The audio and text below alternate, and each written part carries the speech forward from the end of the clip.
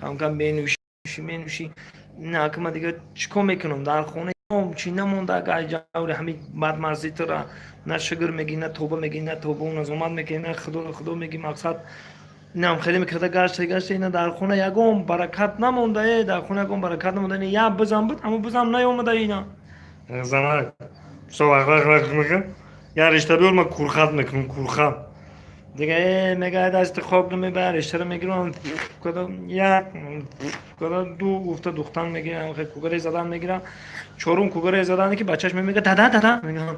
میگه بین میگه بزمونه میگه 4 تکه همسایه سر کرده واردش تایی میگه دیدی زنک دیدی میگه زنک کورخت که منم خیلی میگه بار دیگه تو وق میکنی من خیلی خونه و چت خرد کرده میری من خیلی کورخت میکنم 4 مرده که همسایه سر کرده میگیرم میوره تا انا البته در این روزهای بهارم ادا شده ایستاد از گفتی برادر خوجندی ما در این روزهای آفتابی در این روز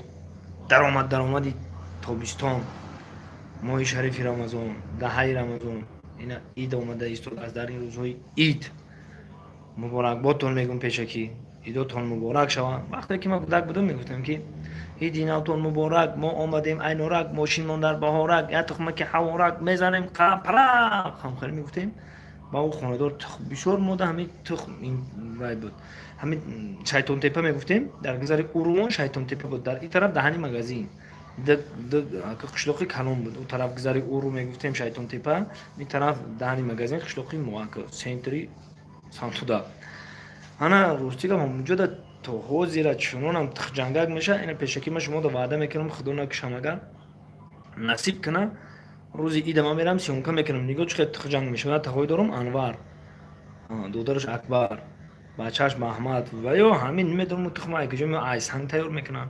یک روزی عید تو 100 تا تخمه میزنن 200 تا تخمه میزنن این تخ جنگک که میشه تخم جنگک هم تخمه میبوری ابیتی میری فقط جای برای ما قربانی میکردگیش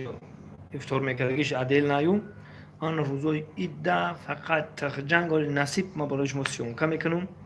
در کانال میمونم تماشا کنید حلاوت برای تخ جنگ که در دهه سانتوده چقدر تخ جنگ میشه و چکلی ما علیف شریف مبارک تخم بکلی نورک ایدی مورا بیارین ایدی شما مبارک باید یکم که از شهر میرفت مو یاد میداد که ما در جامون خیلی میگیم جای ما اساسش هم خیلی ایدی نوتان مبارک ما آمدیم عینورک ماشین من در بهارک یک تخمکی هوارک میزنیم ترق پرق ایدی شما مبارک پیشکی برادرای عزیز سربلند باشید همه وقت در لبانتون خنده هایده باشه ما مردمی صنعتکار همه قرضو داریم که توی باشد تماشا باشد ما در خدمت شما باشیم و خوشی و خرسندی کنیم باقی پناه همه و خدا